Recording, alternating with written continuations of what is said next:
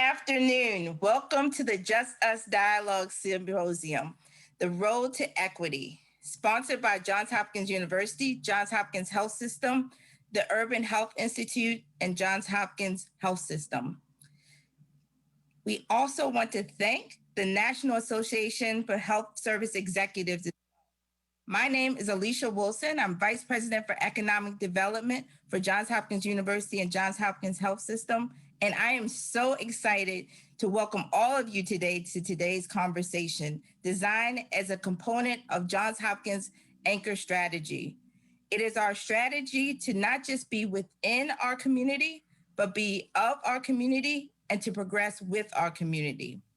We launched the Just Us Dialogue series as a direct response to the rising social justice movement in the wake of George Floyd's death. Through the Just Us Dialogues, Johns Hopkins seeks to lead and advance critical conversations, meaningful strategies, and a call to action. This series of virtual conversations launched on August 20th and have included 4 extraordinary panels featuring civil rights attorneys, public health scholars, social justice advocates, and policy experts.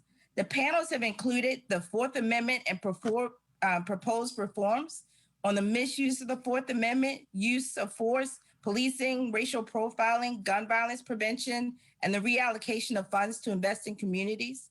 Our second panel was on the topic of protecting our youth, building a supportive framework for safeguarding adolescents, understanding the influence of community and juvenile justice systems, and the need for progressive delinquency prevention policies and keeping youth at the front lines of social justice protests. The third was on the question of why immigration matters and how to restore humanity to the immigration process, how immigration has divided our nation, and how we could adopt different immigration policies to yield a different outcome and protect and honor humanity. Our fourth panel was on decriminalizing mental illness and discussing mental health in the criminal justice system, policing and use of force in response to mental health calls, and reducing the stigma of mental illness and through diagnosing and investing in resources. And now we're going to have an amazing symposium. You'll hear a few words from our co-sponsors, the Johns Hopkins Urban Health Institute. But before that, I just want to say we brought together some of the best minds, the best and brightest over the past few weeks. We've had Derek Hamlin, Lauren Young, Claudia Kubas, Kathleen Page, Dr. Rayshawn Ray, just to name a few. And one of the quotes that I think was most poignant in that symposium was one that Ben Crump said. And he said that we very well know how to recite a part of the preamble to the Declaration of Independence, that we hold these truths to be self-evident, that all men are created equal. But do we believe those terms? And if we don't, why do we lie? And so with that, I want to turn it over to an amazing colleague, the leader of the Urban Health Institute, Dr. Lisa Cooper, to bring you warm greetings. Hello, and welcome to the Johns Hopkins Road to Equity Symposium, Addressing Health Equity and Achieving Restorative Justice. I am Dr. Lisa Cooper, the director of the Johns Hopkins Urban Health Institute, and we are a proud sponsor and collaborator on the Just Us Dialogue series and Road to Equity Symposium. This dialogue series has been a powerful platform to lift up discussions on fundamental matters of social justice reform, health equity, and restorative justice. These dialogues have helped us to get to the heart of the matter regarding the inequities Black people and communities of color face. The Johns Hopkins Urban Health Institute's work is focused on being transformative in Baltimore. And this series, in partnership with Johns Hopkins University and Johns Hopkins Medicine, take our work and focus to a national stage. The only way for us to make progress and activate change is to do it together. Thank you for joining us, and please enjoy the discussions today.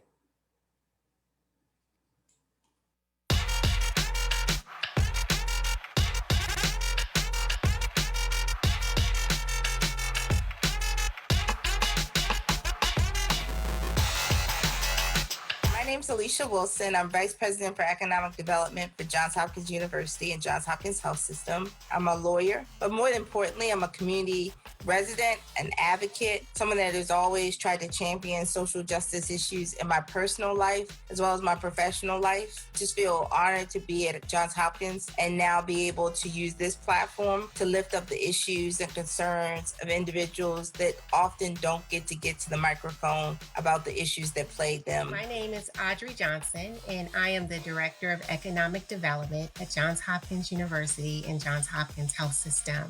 Black people and communities of color are not only experiencing health crisis at this moment, we also find ourselves in the middle of a social and economic emergency. I'm Kathleen Page. I'm faculty in the Division of Infectious Diseases at Hopkins. I co-founded and co-direct Centro Sol. Much of my formative years were in Bolivia, which is one of the poorest countries in the region. I urge everyone to join these conversations. I think one of the most important and valuable feedback that I get is when people tell me, I never knew about this. I had no idea. It's good to hear this point of view. My name is Dr. Vanya Jones. I'm an associate professor at Johns Hopkins Bloomberg School of Public Health, where I study injury prevention. I think the business of the School of Public Health and the public health infrastructure should be all about building strong children. And that's the reason that I'm engaged in this as a person who grew up in this country. My name is Marissa McKeever, and I am the Director of Government and Community Affairs at Sibley Memorial Hospital, Johns Hopkins Medicine. This series is setting a foundation and charting a roadmap, and we're going to be speaking to models of collective investments that we can make in future initiatives to truly achieve equity and address systemic racism and racial inequality locally, regionally, and nationally.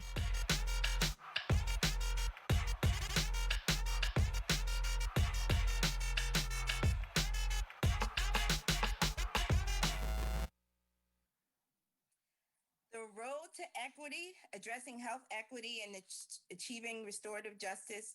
We are going to explore today policy systems and environmental strategies for achieving racial equity, justice, and reform. The symposium will feature brief remarks by senior Johns Hopkins leadership and 3 amazing panels, as well as a keynote. I stand between you and an amazing panel on the topic of the path to health equity and social justice. Where should we begin? Where should we invest? Where will we go? The second on restorative justice, repairing harm, finding balance, building hope. And the third, protecting our youth, confronting society's role in the harmonious development of adolescence. And this is a part 2. We will also hear a keynote from Andre Perry from the Brookings Institute. I want to end by just thanking our sponsors again, Johns Hopkins University, Johns Hopkins Medicine, the Urban Health Institute, and want to also thank the National Association of Health Service Executives. With that, I'd like to let us move on to our first panel.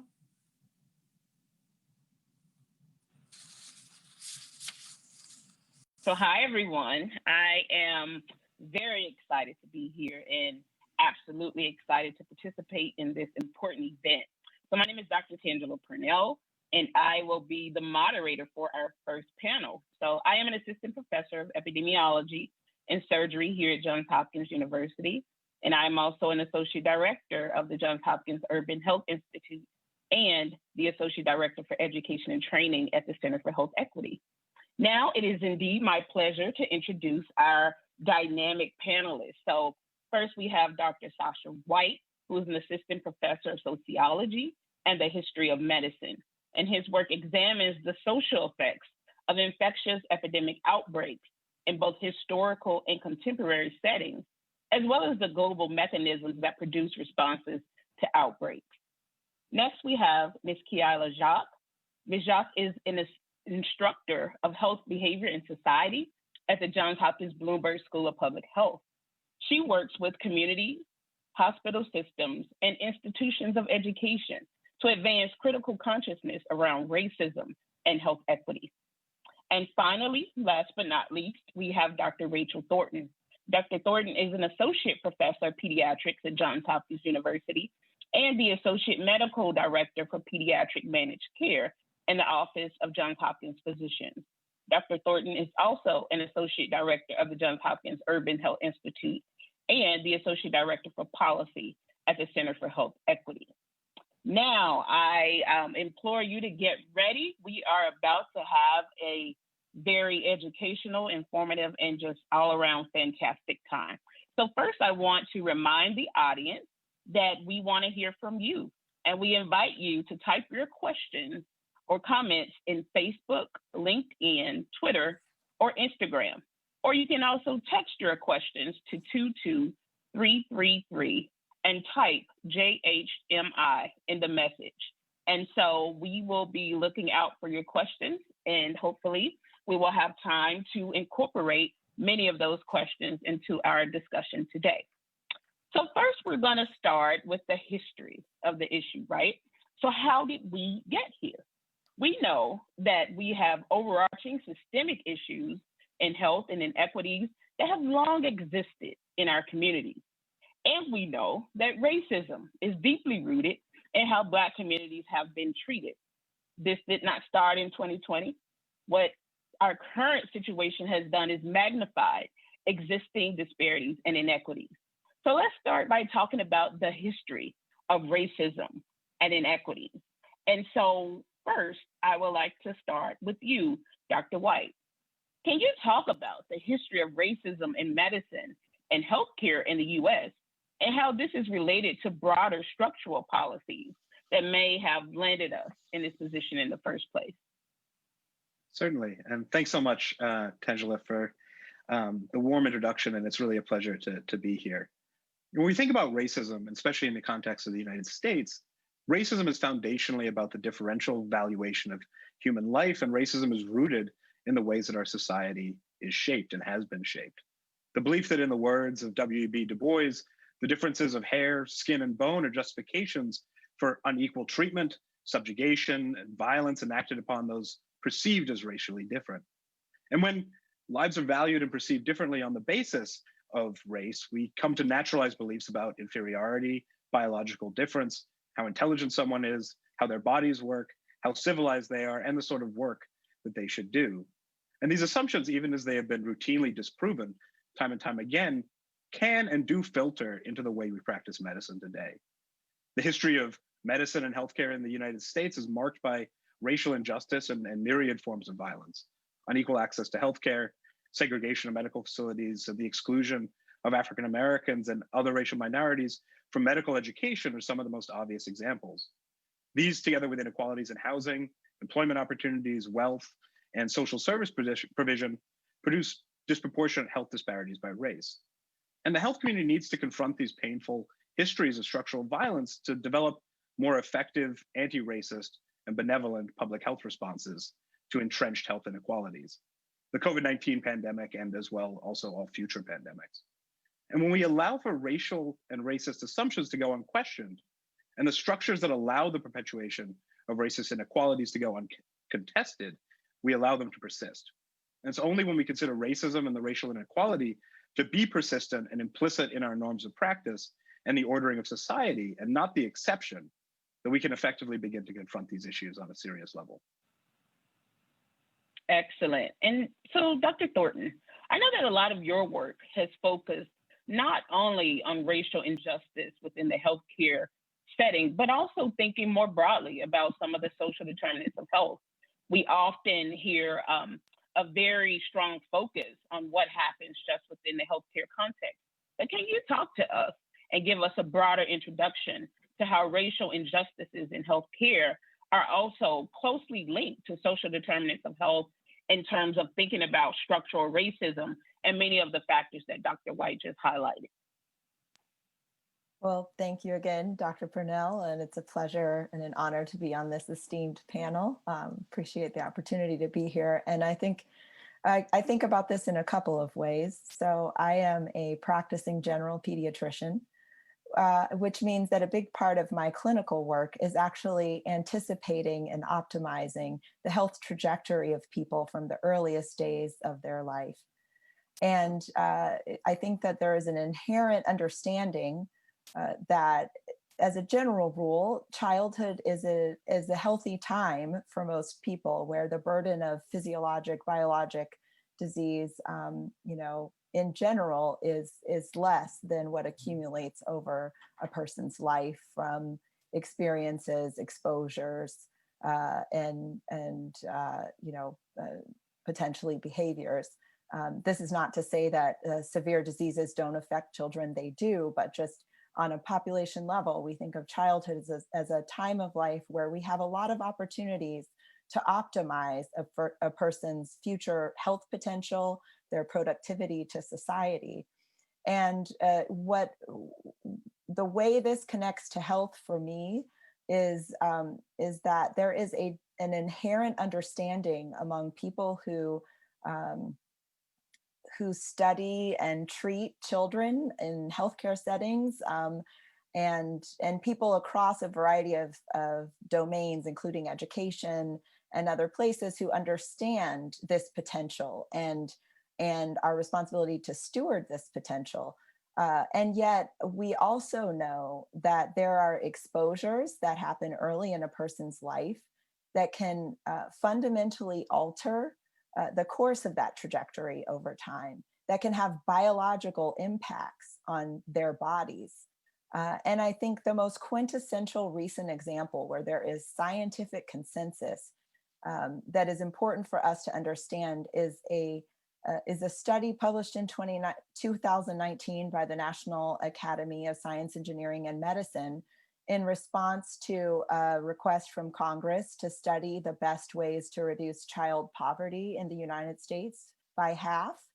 And in that study, there was consensus among scientific experts across a variety of disciplines that poverty itself causes poor health.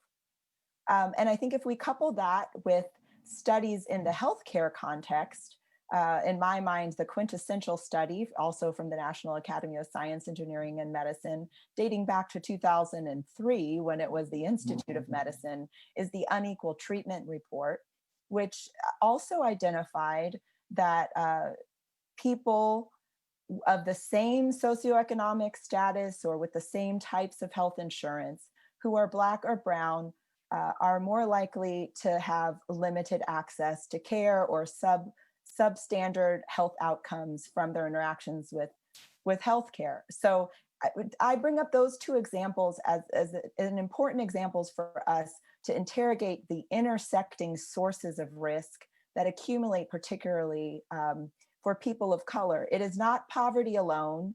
It is a combination of deprivation and a series of other types of exposures, and many of the things that Professor White alluded to that accumulate over life and produce poor health. So this means we're talking, if we really want to combat and optimize and achieve health equity, optimal health for everyone, we have to take a coordinated approach to social policy, to the way we practice medicine, to education policy, so that we optimize from the very beginnings of a child's days here on Earth in our country, their ability to be healthy so that they can be healthy adults.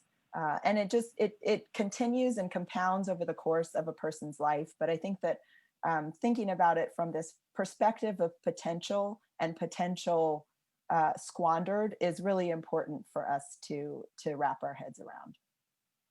Absolutely. And, you brought up many very important points, thinking about the life course of, a person's entire lived experience and how that could impact literally generations of people. So Keilah, let's think about, how the context of the historical aspect really helps to land us where we are now. We know in particular that, for example, Black people are often judged as being mistrustful or distrustful of systems. And, we often hear a lot of context around, well, we should go out and get communities to just trust their doctors or hospitals. But what are your thoughts about what is needed to actually earn trust, to actually become trustworthy? So in terms of thinking about the things that, Black people or other communities who have been historically disadvantaged in this country, let's think about what would be needed to increase the trust among these communities. I appreciate the opportunity to join this amazing panel and this question. I look to the words of James Baldwin, who says it must be remarkably challenging to look at a system and realize that it was never designed for you because of the color of your skin. And so as we're thinking about mistrust and earning trust, we have to acknowledge that we have quantifiable history that indicates over generation, this proclivity towards dominance and subordinates has taught that there is little trust to be given, little trust to be gained when you are considered property, three-fifths of a person, as the beginning of your journey into existence in a country's story. And you move from that to building an economy on your back. And once given the title of freedom, not given full citizenship under the law. You move forward in time through policies, practices, and procedures, and we see that there's intentional reduction in access to opportunity, from home ownership to quality education and disinvestment in communities. And again, we are able to quantify the ways that trust has been lost because of the intentional engagement with racism and the intentional reduction of human existence, again, over generations. And so when we're thinking about how do we earn that back, when folks are saying, well, those weren't my actions, and I wasn't even alive when those things took place, we have to begin with the acknowledgement that there is privilege associated with that quantifiable history, that there is still access at higher levels for non-BIPOC folks. And we have to then start to center, how do we recenter our approaches to various types of public-private services and supports that include those stories and listen to those stories. And at the point in which, over time, because it took time to lose the trust, over time, we've centered those stories, we've centered those lived experiences, and we've even made steps to provide additional supports and services and inclusionary actions, then there's a space to be considered trustworthy, because the actions and the behaviors and the words have now aligned in ways that the actions, behaviors, and the words brought us to a misalignment through the course of history. Absolutely. And, that really takes us to where we are right now. So, we've talked about the fact that many of these same communities, for example, Black communities, Latinx communities, even in our current pandemic, even when we have, similar access to healthcare, we still see a noticeable disparity in many situations in terms of health outcomes. And so thinking about, again, our current situation, since we are already sort of in that mindset, Dr. White, how do some of these policies and systems and environmental factors play a role in what we are seeing right now? Why do we still see disparate outcomes in healthcare, health, all of the above?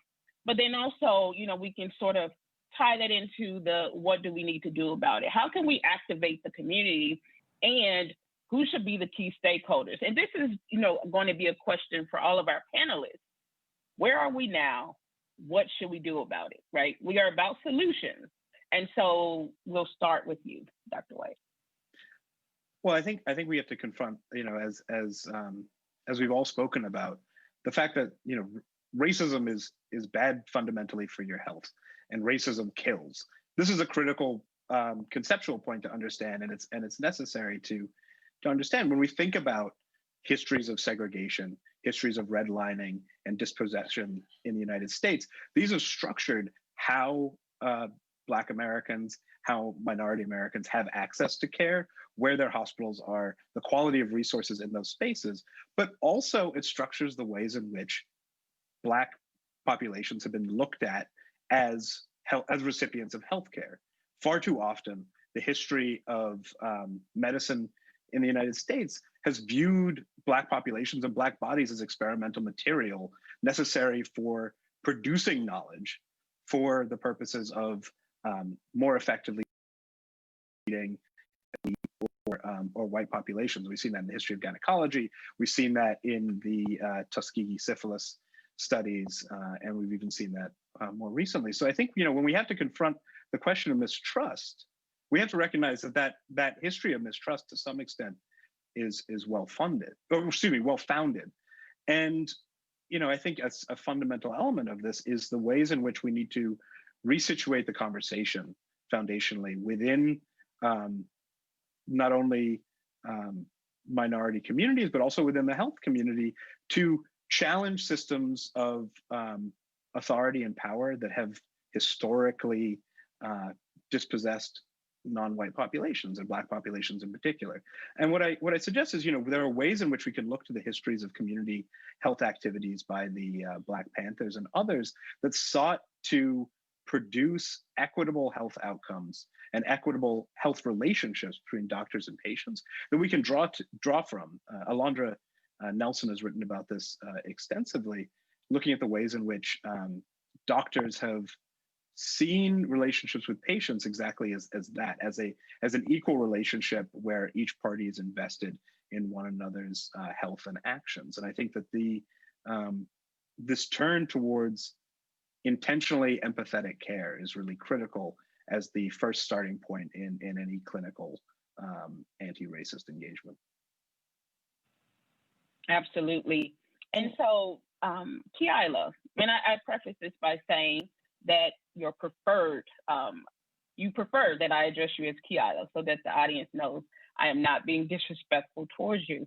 You do a lot of work in terms of raising the consciousness around not just, saying I'm not racist, but actively being anti-racist, actively being an ally, and actively promoting social justice. So what works? How do you get people motivated, activated? What investments are needed to get actual community members and other key stakeholders involved in tackling many of these issues? So thank you so much, Dr. Purnell. And you're correct, Keilah, it's fine. The road to building trust, the road to centering relationship, I think has to begin with listening. And conversations such as these will help raise the awareness, the critical consciousness of what historically Black people in this country have lived with. This is an inheritance of life, right? So we've acquired the history and the skills and the knowledge of the challenges to being Black in our communities, and being on the other side of the conversation to share that expertise and have that expertise honored is really a way to activate change, because at the point in which you're listening, then you have some choice points around how will you show up in the world differently? How will you actively involve yourself in centering the lived experience and centering equity and the ways that you navigate your work, navigate your research, navigate the resources that you provide to community in your service and practice. And from there, we have the opportunity, if we're thinking about micro, meso, and macro level, to think about how do I, again, engage with my privilege and really bring that privilege to bear for a future that includes all of us, a liberatory consciousness, a future that centers the well-being of the collective. That mindset of personal analysis and listening brought into practice and in relationship building and relationship management should push up into our ideologies, our ideas and beliefs. And we start to see, I use this language a lot, in policy, practice, and procedure, we should start to see shifts, right? Because institutions are made of individuals and structures are upheld by the practices, policies, and procedures that those individuals are engaged in. So in the ways that we can listen deeply, do our self-analysis, use our privilege and our power to recenter on the margins, and then shift policies, practices, and procedures that indicate that we are invested in the liberation of all, especially those most marginalized, especially those excluded, especially those who have over time helped build what we know as a body of knowledge without ever being credited, then we will start to see shifts in health outcomes. Absolutely. At this point, I want to again remind the audience to text us or type your questions or comments, Facebook, LinkedIn, Instagram, or to again text your questions to 22333 and type JHMI in the message. Dr. Thornton, let's be real, right? The changes that we need are structural changes. We need fundamental changes at every single level, and that requires real investment, i.e. money, i.e. funding, i.e. policies.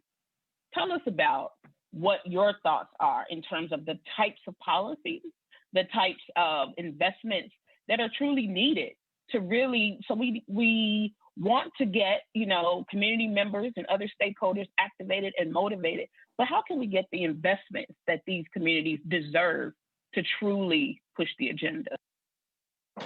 Right. So just building on Keilah's point that institutions are made up of individuals, institutions also take on a life of their own that propagates and has the potential to perpetuate as a system of norms that people become accustomed to within a system to the point where they're almost invisible, so that we no longer see or understand the invisible purpose of that system.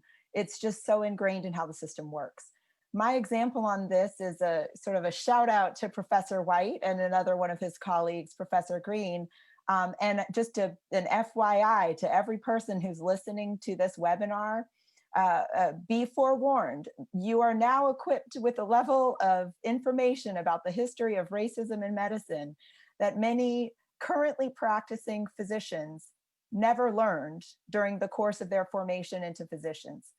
That's a problem. It's a fundamental problem when we don't understand and reckon with, the myriad challenges in the history of the formation of a profession. It's not an indictment of doctors. It is not an indictment or a questioning of their motivations for becoming doctors. I know that far and beyond, this is a calling. It is a call to service in the interest of others.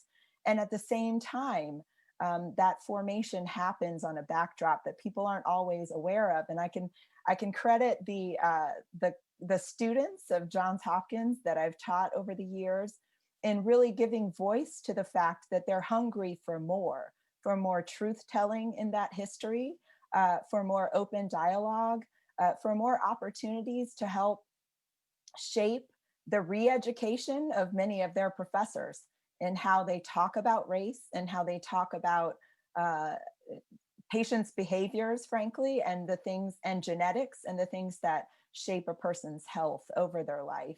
So that's one structural kind of change, is really helping us understand, reckon with, and incorporate a more informed perspective among the practitioners in medicine. That's the sort of 10% of health outcomes that are really dependent on getting the right care in the right place at the right time, and the right decisions and the right diagnoses being made when you present.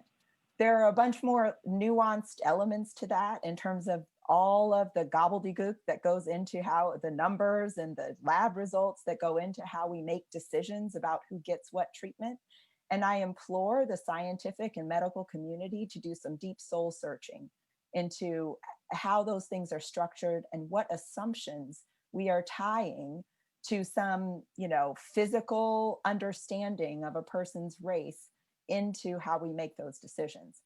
From the standpoint of money, it's about who's got access to the resources from the top of an organization. And I credit our host and the person whose brainchild this whole series is, Alicia Wilson, with using that platform to really help reshape a conversation that includes everyone and allows us as an organization to think deeper and dig deeper. And then we have to turn that into actions. We have to turn that into constant introspection. In medicine, we do this through measurement, through understanding who's getting what care when, whether it's appropriate care, whether it's timely care.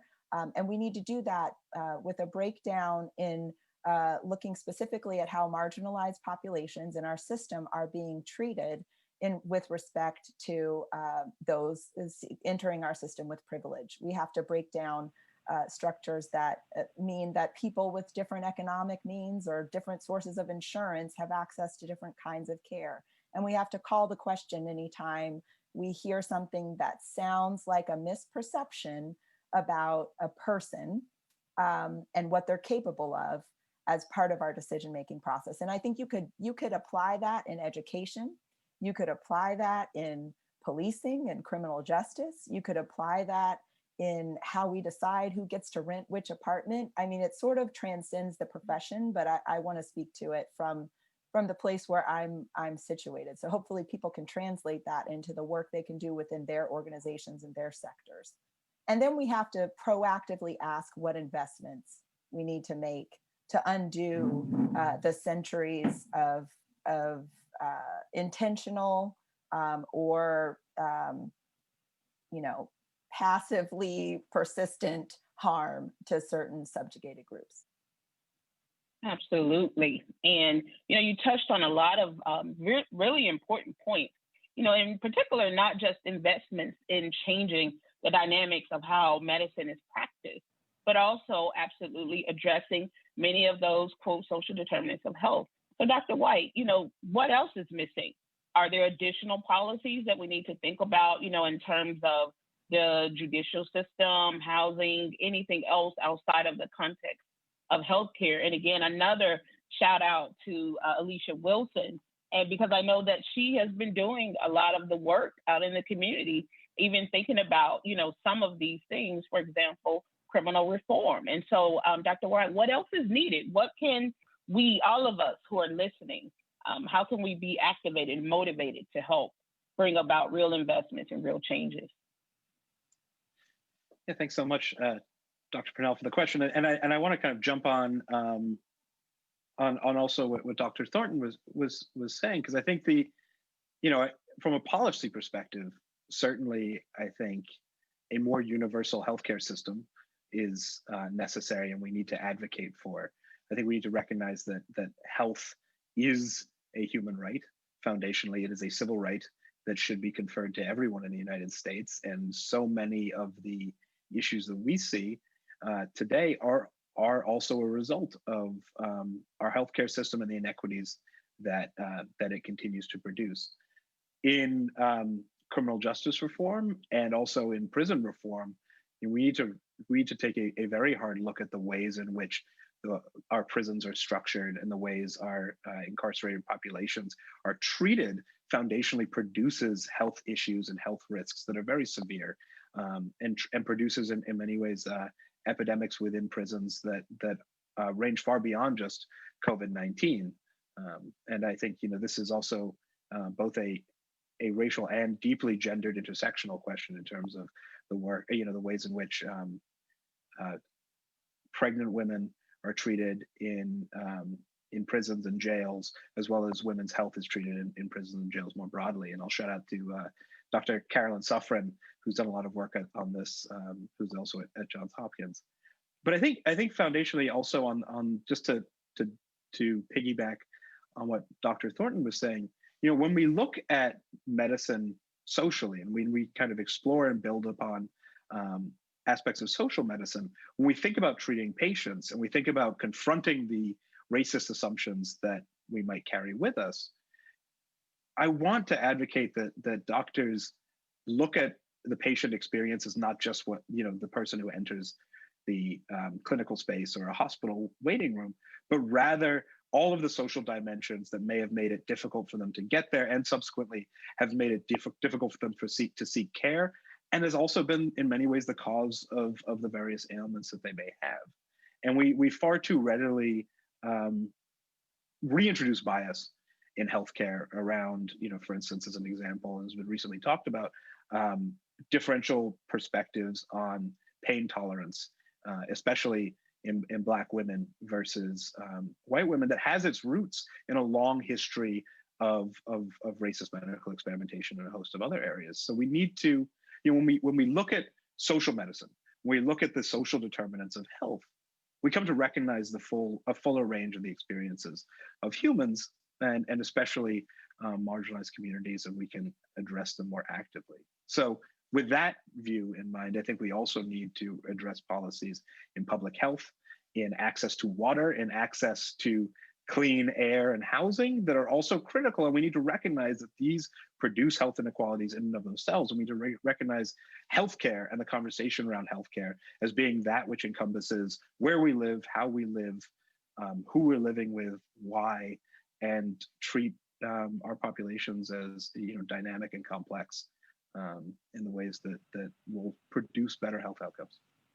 And I know we have to move Absolutely. on, Dr. Purnell, but I was just going to chime in with one additional thing, which is when it comes to poverty reduction, there is a roadmap of policies that exist in the United States. They're just underinvested in.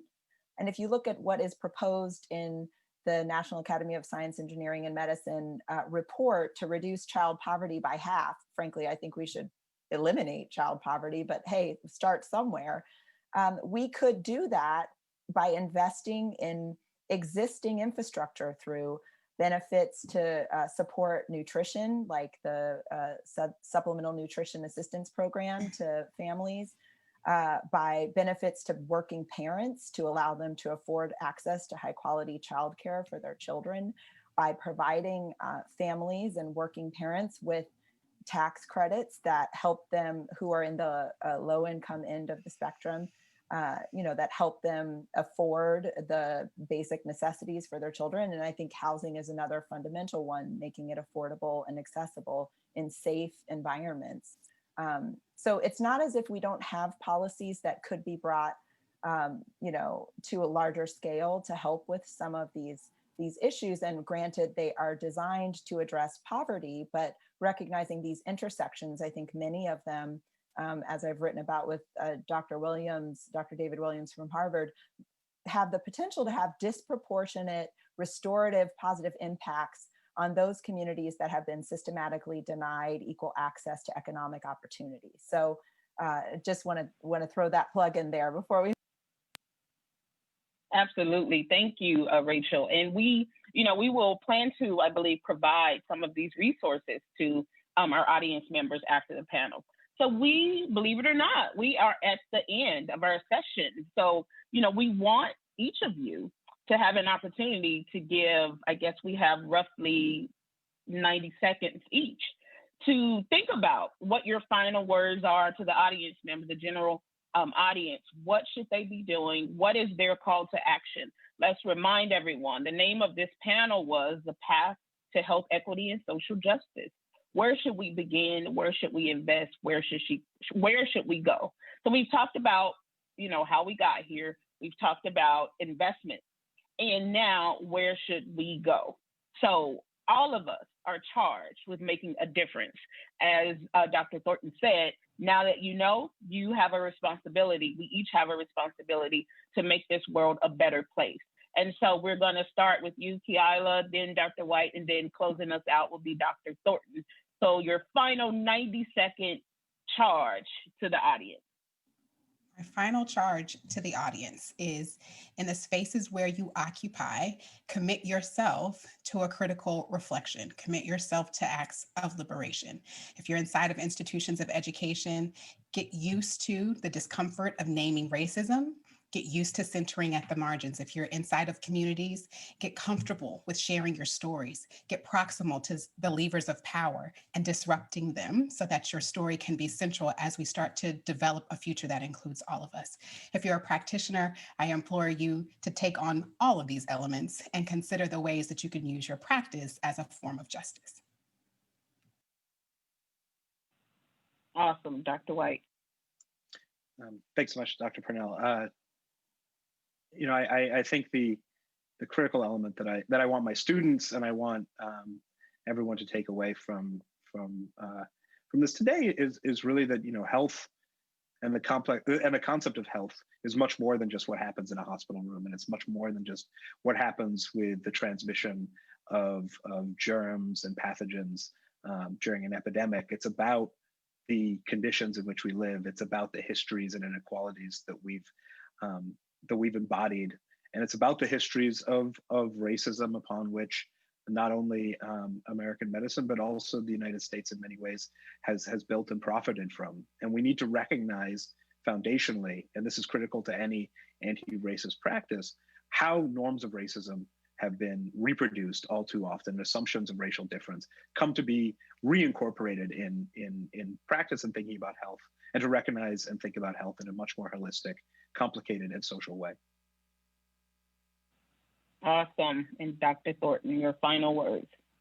Well, apart from ditto to my co-panelists, I would say to everyone who has at their disposal a resource to invest, think carefully about how your actions in investing that resource can further us towards justice, towards equity, and that can magnify and multiply the power of your own values in seeking justice and pursuing a more equitable future in health and in opportunity for every that benefits every element within our society.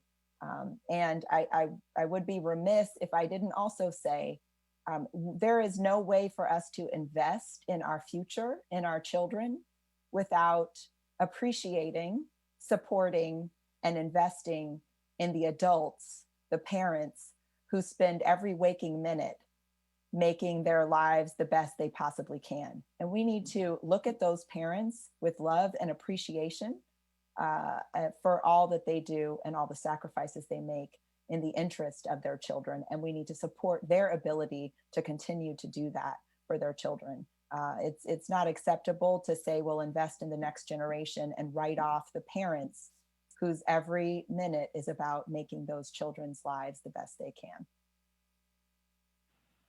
Awesome. So I want to thank a fantastic group of experts who have given us words of wisdom, words of encouragement, and a charge to do better. You know, the summary of today's panel is that we are here by design. We are here because of intentional policies and intentional actions that got us here.